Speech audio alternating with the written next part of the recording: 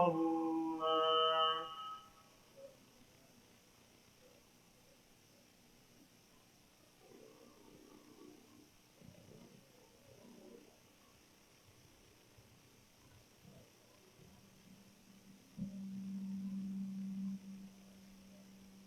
إن الحمد لله نحمده ونستعينه ونستغفره ونعوذ بالله من شرور أنفسنا ومن سيئات أعمالنا. من يهده الله فلا مضل له ومن يضلله فلا هادي له، ونشهد أن لا إله إلا الله وحده لا شريك له، ونشهد أن حبيبنا وقرة أعيننا محمد عبده ورسوله صلى الله عليه وسلم. يا أيها الذين آمنوا اتقوا الله وقولوا قولا سديدا يصلح لكم أعمالكم ويغفر لكم ذنوبكم، ومن يطع الله ورسوله فقد فاز فوزا عظيما. فإن الله عز وجل يقول بعد أن أقول أعوذ بالله من الشيطان الرجيم: بسم الله الرحمن الرحيم. يا أيها الذين آمنوا أطيعوا الله والرسول وأطيعوا الرسول وأولي الأمر منكم، فإن تنازعتم في شيء فردوه إلى الله والرسول إن كنتم تؤمنون بالله واليوم الآخر، ذلك خير وأحسن تأويلا. صدق الله العلي العظيم، وصدق رسوله الكريم صلى الله عليه وسلم. وقال نبي الله صلى الله عليه وسلم: لا يؤمن أحدكم حتى أكون أحب إليه من ولده ووالده والناس أجمعين. أما بعد، فرب اشرح لي صدري ويسر لي أمري واحلل عقدة من لساني يفقه قولي. MashaAllah, I listened to one of the last khatibs from the last week of this Masjid, where he mentioned an issue that unfortunately is becoming highly pertinent and highly controversial, even though it's not controversial at all. That is following the Sunnah of Muhammad sallallahu alaihi wasallam. Unfortunately, we have this sad reality of hadith rejection that's rising in the community, especially among young people. So I want to take a khutbah and really delve into this concept a little more and show why it's an untenable position to have from an Islamic perspective, from an Usuli perspective. So interestingly enough, I actually had a run-in with this phenomenon very recently at a friend's wedding. I was talking to a brother, and I don't know how we got to it, but we got to talking about the tip of marriage. Okay, what does the Sharia say about marriage? And I mentioned several hadith that talked about some different types of Maliki usul, as a Maliki myself. And the brother responded and he said, I don't think hadith. Kind of, sometimes you hear something and you get taken aback by it, right? I wasn't expecting it. So what do you mean you don't think hadith? What do you mean you don't think hadith? You know, even funnily enough, the issue of marriage itself, out of the tip that we get from marriage comes from the hadith, not necessarily from the Muslim. So the brother begins the whole spiel about hadith are compiled 200 years after the Prophet sallallahu alaihi wasallam. We can't trust them and stuff. Right? And I try reasoning with the brother. I give him several examples, things like salah, tahara, wudu, hajj, siyam. They're mentioned in the Quran, but are they really delved into in terms of the details, how we do it? What are the rak'at? What are the conditions of the? No, this comes from Muhammad sallallahu alaihi wasallam explaining the Quran, the best of mufassirun, the best of teachers, Rasulullah, Habibullah sallallahu alaihi wasallam. The brother was just not on the same wavelength. Not necessarily because of the veracity of my arguments, but just, unfortunately, I don't mean to insult the brother, but Imam Shafi'i famously has this statement where he says, I was able to argue with many people, and I never found somebody that could best me, except for one group of people. And his student asked him who? He said, foolish people, because you can't reason with them. When somebody's not really aware of a topic, I mean, look at medicine, for example, this whole COVID crisis, we've seen this, where people have these very strongly held opinions on something, denying certain aspects of science. Why? Because they're ignorant. Not because they're experts in the field, but what? Because they're just not very knowledgeable on it. And the worst thing you can do when you're arguing with somebody, and you know you're right, and they're not really providing anything back, is to lose your temper, to lose your cool, and to get frustrated, and show those signs of frustration. If you do that, you've lost. It's over. Side point, but important point to mention. So when I went home later, I felt bad. I was like, man, his brother, he had this misunderstanding. I wish I could have kind of explained it to him better. Maybe I didn't explain it the best way. And subhanAllah, sometimes you find connections in your life to certain events that don't really make that much sense. But subhanAllah, how puts that connection in your head. And after a couple of days of reflection, I was able to connect this to an experience I had in my undergraduate days at the University of Georgia. So one day at the University of Georgia, we often have, in many universities in America, you have these free speech corners.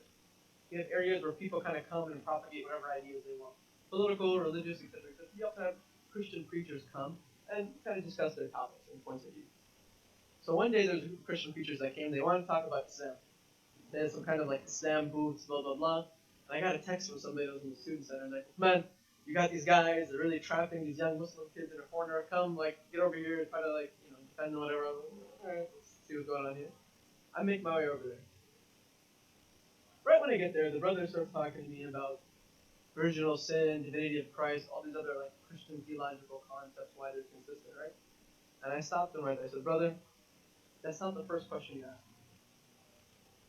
Really, what you should be asking is, as a Muslim, that I accept that Isa alayhi salam is the Messiah. We all do. It's an aspect of our faith. Isa alayhi salam is the Messiah. He was a Nabi of Allah subhanahu wa ta'ala. He was infallible.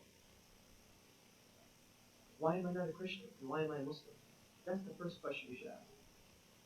He's like, okay, go ahead. So I explained to him, if Isa alayhi salam was in front of me today, and he told me something, I would have to believe it. I would have to believe it. Because we believe as Muslims, the aqidah of the prophets was all the same. Their belief in Allah was the same. Their knowledge of Allah was the same. What changed was the different ahkam the prophets got for their groups. The different shari'ahs that were given to each individual prophet. But if Isa alayhi salam told me something about the concept of Allah subhanahu wa ta'ala, I would have to believe it. So why am I not a Christian? Because of epistemological integrity. A big word, kind of decontext that. Because of epistemological integrity. Epistemology means the theory of knowledge. Why do you know what you know? Why do you believe what you believe? So when it comes to the aspect of the New Testament and the Old Testament itself, we believe that the Torah and the Injil were revealed to the various prophets, Musa alayhi salam and Isa alayhi salam. That doesn't mean that we think that the New Testament and the Old Testament are the Injil and Torah. Rather, from our perspective, we have something that's incredibly important. This is the concept of asanid, chains of transmission. A chain of transmission is essentially the Prophet ﷺ teaching a Sahabi something. That Sahabi takes that piece of information and passes it on to his student, who passes it on to his student, to his student, to his student, until we get 1400 years of religious tradition in our religion. This is something that is very unique to the Islamic tradition. Only Islam has this. An unbroken oral and written tradition going back to the founder of the faith. Only we have it. Only us. So I said, based on this, the problem is, we have no chains of transmission that go back to Isa alayhi salam and Musa alayhi salam. Even when we talk about the epistles, right? Talk about the apostles, and there's certain books. Those guys, Matthew, Mark, John, Luke, those are pen names. That's not even the real people. That's not even his name. These were people that in our understanding, they would be considered majhul, unknown. You can't take from them. If you got a hadith, and in the chain of transmission you had unknown narrators, people that you don't even know their names, the hadith would be considered either da'if or straight up mawdu', fabricated. We wouldn't take it. So I can't take from a source where I don't even know the rijal, the men, the narrators, the writers, who are claiming to be followers of Isa alayhi salam. That's why I can't be a Christian. And that's why us as Muslims, we believe that the Quran has been preserved, that the Quran can be trusted, that it came from Muhammad sallallahu alayhi wa sallam. He taught the Sahaba, who compiled it under 2 compilations, gave it to the Tabi'een, who gave it to the Tabi'at Tabi'een, and gave it all the way back in an unbroken chain of transmission to us. Now what I didn't realize is how this connects to the first story, and why this is important for us to realize, especially as young people. This same method for preservation of the Quran, with these narrators, with these transmitters, with this oral and written tradition, that is not only do we accept this in a form of belief, but rather this is also historically and objectively provable. This same method was used to preserve the hadith, with no difference. The same narrators, the same people in fact. And I'll give you a great example. The people that unfortunately reject hadith, they don't reject the preservation of the Quran. So what's a good example? One of the many preservers of the Quran was a man by the name of Abdullah ibn Umar. He was the son of Umar radiallahu ta'ala anhu. He was also a Sahabi. He met the Prophet and memorized the Quran from him. When Sayyidina Uthman compiles the Quran after the death of the Prophet in the second compilation, Abdullah ibn Umar is involved in this process, and nobody rejects his testimony. He teaches many students, one of them being a man by the name of Nafi', who is a tabi'i. Nafi' helps transmit the Quran to a man by the name of Imam Malik radiallahu ta'ala anhu. Imam Ahl al-Madina, Imam Dar al-Hijra, Imam Malik radiallahu anhu. This chain of transmission, nobody rejects in the Quran, even Hadith rejects it. Interestingly enough, this same chain gave us what? The first compilation of Hadith, the Muwatta of Imam Malik. The Muwatta of Imam Malik, one of the many narrations that's considered the golden chain, or the strongest possible Hadith you can have, is Imam Malik, taking from Nafi', the free slave Abdullah ibn Umar, from Abdullah ibn Umar to Muhammad sallallahu alaihi wasallam. The same chain. So epistemologically, when you're saying that you accept the Quran but you don't accept the Hadith, you have no basis. You have no objectivity. There's just none. The only way you could justify it is on faith alone, which slightly is fine. But how can you propagate that to the masses? If a Christian came up to you and said, believe in the Bible, and you say, why? Because God says so in the Bible. This is circular reasoning. You wouldn't accept this. So we couldn't expect this for other people. This is one of the many ways we know that the Hadith have been preserved. Because why? The narrators that preserved the Quran were the same narrators that preserved the Hadith. Second point. The brother mentioned when I was talking to him that the compilation of the Quran happens 200 years after the Prophet. This is also a misunderstanding because what he's talking about is Sihah Sitta. Bukhari, Muslim, Abu Dawud, Tirmidhi, Ibn Majah, Nasa'i. That doesn't mean it's the first and only source of hadith. As we mentioned, Muwatta is written 8 years after the Prophet through that same chain. Another point, compilation doesn't mean creation. So what Bukhari and Muslim and the other ulama did is they went through the primary sources, they went through the narrators, the same way the Quran was went through, the same way the early hadith were went through. They looked at the hadith, they found what was most authentic, and they compiled that into a single book. That's a compilation, that's not a creation. So this really is a fallacy when somebody says the hadith were created or compiled 200 years after. They were there the whole time. They were there the whole time, even if they weren't called hadith per se. Another point to mention, the Quran itself explicitly says to follow hadith, even if it doesn't use the word. The Quran says, يَا أَيُّهَا الَّذِينَ آمَنُوا أَطِيعُوا اللَّهَ وَأَطِيعُوا الرَّسُولَ وَأُولِي الْأَمْرِ مِنكُمْ فَإِن تَنَازَعْتُمْ فِي شَيْءٍ فَرُدُّوهُ إِلَى اللَّهِ وَالرَّسُولِ. That obey Allah, obey the Messenger and those in authority amongst you. And if you disagree amongst yourselves on something, take it back to Allah and take it back to the Messenger sallallahu alaihi wasallam. What does that mean? This verse isn't mansukh, it's not abrogated. That means it continues to this day. How can we take something back to the Prophet sallallahu alaihi wasallam? By his preserved tradition. By his preserved tradition. So the Quran itself, in many, many instances, tells us to what? Obey the Prophet, follow his teachings, follow his life. That's the hadith. The hadith aren't just the sayings of the Prophet.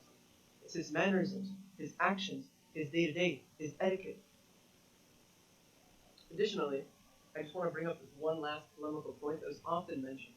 And the reason I bring up this point is because, funnily enough, one of the most viewed Islamic TikToks right now is this hadith rejection TikTok, okay? Where unfortunately the sister says something that is very, very problematic. So in her attempt to attack the hadith, what she says is she cites an ayah of the Quran and uses it in a very improper way. Where she says, فَبِأَيِّ حَدِيثٍ بَعْدَهُ يُؤْمِنُونَ. And this hadith, if you look up like hadith rejectors and whatever online, you find this ayah is often cited. فَبِأَيِّ حَدِيثٍ, after which source of the Quran, after which hadith will you believe in? And this is talking about the hadith of the Prophet A'udhu billah. Number one, the word hadith wasn't even used in the time of the Prophet.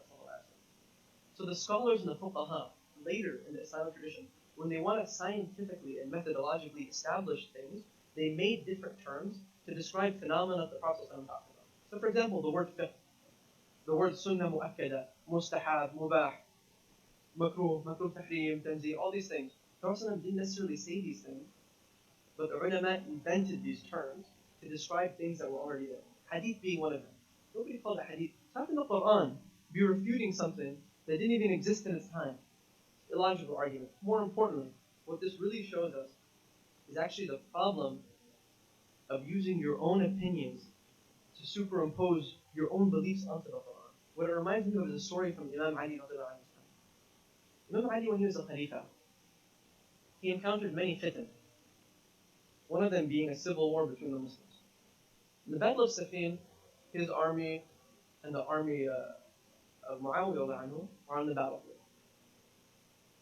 And Sayyidina Ali, he doesn't want to fight. Why would you want to fight another Muslim group? Of course he doesn't want to fight. So when the option for a sulh, or a treaty, or a mediation comes up, Sayyidina Ali very quickly runs to it, to the possibility of mediating so the two Muslim groups don't have to fight. There was a group from his army that dissented from him. And they said something, it's a very historically poignant point. In their arguments with him, they cited an ayah to attack him, essentially, where they said, Allah subhanahu wa ta'ala is the one that determines who is right and who is wrong. You have to fight, and on the battlefield, Allah will determine who is right and who is wrong. It's kind of a ridiculous point, but they use the Quranic evidence improperly. They use the evidence in al-hukmu illa lillah. Indeed, the judgment is only for Allah. So in their opinion, this group that would eventually become the Khawarij, they said you have to fight, and Allah will decide. Sayyidina Ali, amazingly, he doesn't want to argue with somebody with the Quran. That's his respect and reverence for the Quran. So he says something that is historically kind of always sticks in the back of your head. He says, كَلِمَةُ حَقٍّ أُرِيدَ بِهَا بَاطِلٍ. You have said a correct statement, a true statement, in terms of the ayah. The ayah is of course true, but you intended a false meaning behind it. And that's the problem when we try defining this religion for us based on our own whims, our own desires, instead of taking it back to the Prophet, instead of using the hadith, instead of using our own epistemology, our own usul. These are the dangers that we establish. And the Khawarij themselves ended up later fighting Ali over this issue, over their decontextualized understanding of certain ayat. So when you come across these various, I'll call them slogans, rhetoric, because they're not really arguments, just know, just because somebody cites an ayah of Quran to you doesn't mean that they said something that's correct. It doesn't necessarily mean that. Rather, what? فَاسْأَلُوا أَهْلَ الذِّكْرِ إِن كُنتُمْ لَا تَعْلَمُونَ. If you don't know something, ask somebody who does know. And what's amazing about this, and this concept of isnad, is that many of our Islamic institutions that provide us with ulama to this day, they have what? An unbroken chain of knowledge that goes back to the Prophet. It all goes back to the Prophet. And lastly, last point, why this ideology is particularly damaging is that in this time of ours, we are barely even connected to Allah subhanahu wa ta'ala, much less the Rasul alayhi salatu wasalam.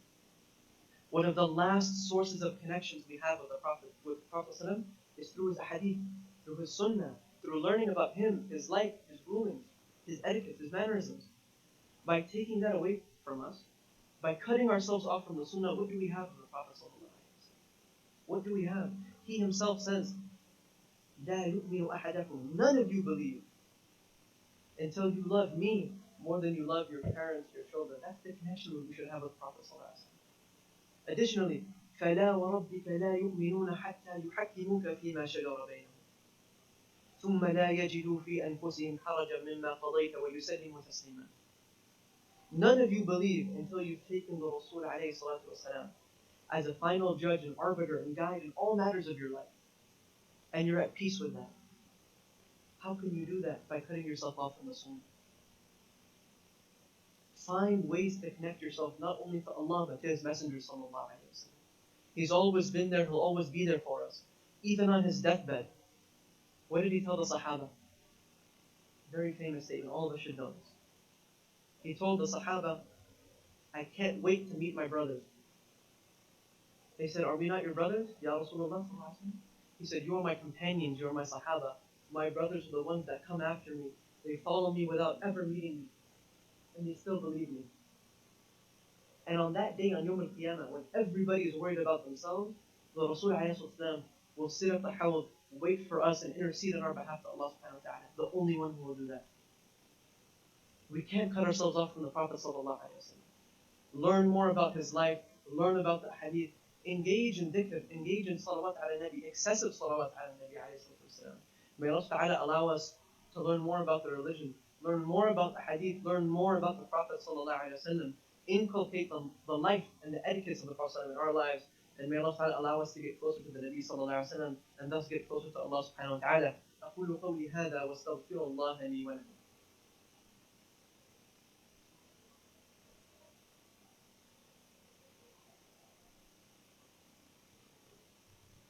بسم الله والحمد لله والصلاة والسلام على رسول الله وعلى آله وصحبه أجمعين. يا أيها الذين آمنوا اتقوا الله وقولوا قولا سديدا يصلح لكم أعمالكم ويغفر لكم ذنوبكم ومن يطع الله ورسوله فقد فاز فوزا عظيما. فقد قال ربنا رب العرش العظيم بعد أن أقول أعوذ بالله من الشيطان الرجيم بسم الله الرحمن الرحيم. إن الله وملائكته يصلون على النبي يا أيها الذين آمنوا صلوا عليه وسلموا تسليما. اللهم صل على بدر التمام ومصباح الظلام ومفتاح دار السلام وشمس دين الإسلام محمد عليه الصلاة والسلام. ربنا آتنا في الدنيا حسنة وفي الآخرة حسنة وقنا عذاب النار. ربنا لا تزغ قلوبنا بعد إذ هديتنا وهب لنا من لدنك رحمة إنك أنت الوهاب. اللهم أجرنا من النار. اللهم إنا نسألك الجنة. اللهم أعز الإسلام والمسلمين. اللهم أنصر الإسلام والمسلمين. فإن خير الحديث كتاب الله وخير الهدي هدي محمد صلى الله عليه وسلم وشر الأمور محدثاتها وكل محدثة بدعة وكل بدعة ضلالة وكل ضلالة في النار. إن الله يأمر بالعدل والإحسان وإيتاء ذي القربى وينهى عن الفحشاء والمنكر والبغي يعظكم لعلكم تذكرون ولذكر الله أكبر والله يعلم ما تصنعون. فقيموا إلى صلاة الجمعة.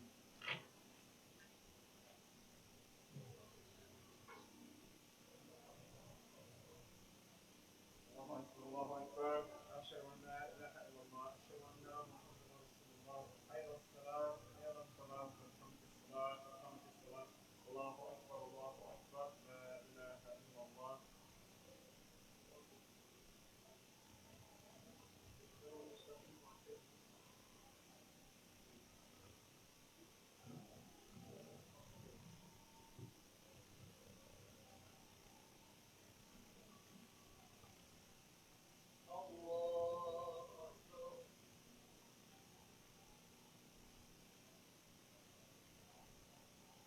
الحمد لله رب العالمين الرحمن الرحيم مالك يوم الدين. إياك نعبد وإياك نستعين اهدنا الصراط المستقيم صراط الذين أنعمت عليهم غير المغضوب عليهم ولا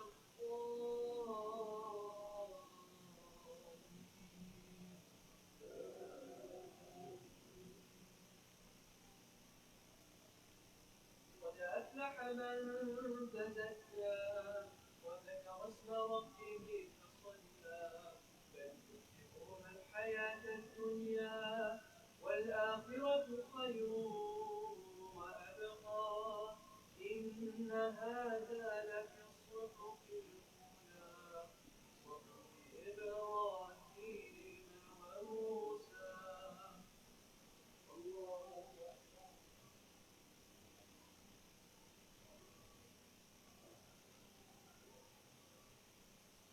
الله لمن حمده. الله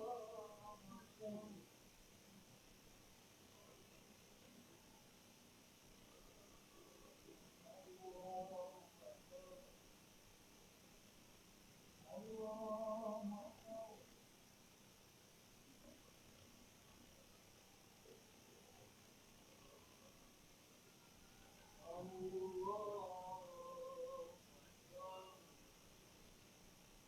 الحمد لله رب العالمين الرحمن الرحيم مالك يوم الدين.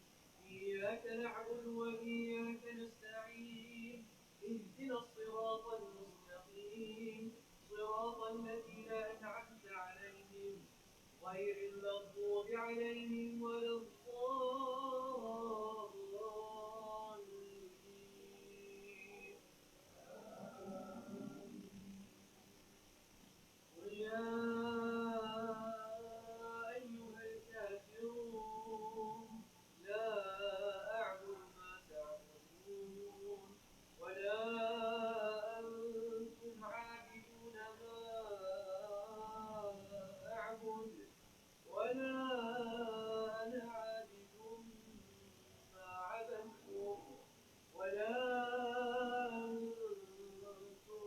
تدرون ما أعبد لكم دينكم ولي دين الله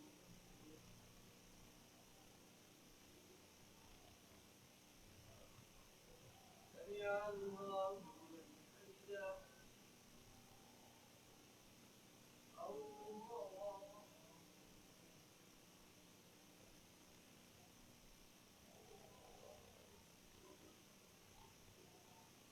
الله الله أكبر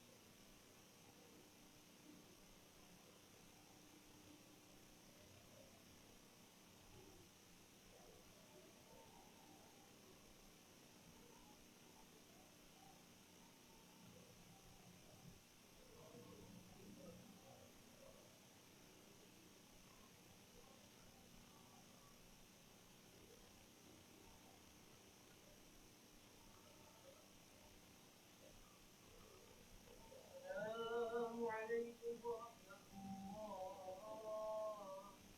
السلام عليكم ورحمة الله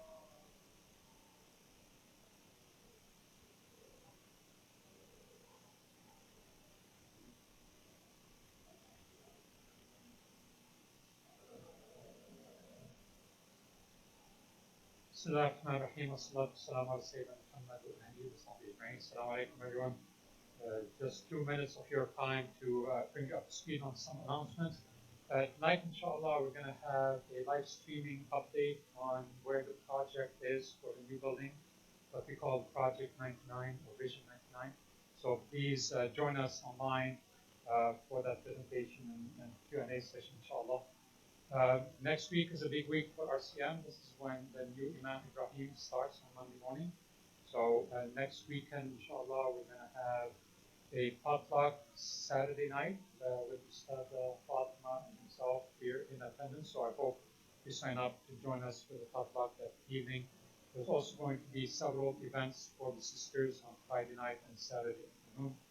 And then, inshallah, in 2 weeks from tomorrow, on the 20th, is when we have our barbecue. So please sign up and join us for that as well. Barakallahu feekum. Assalamu alaikum wa rahmatullahi wa barakatuh.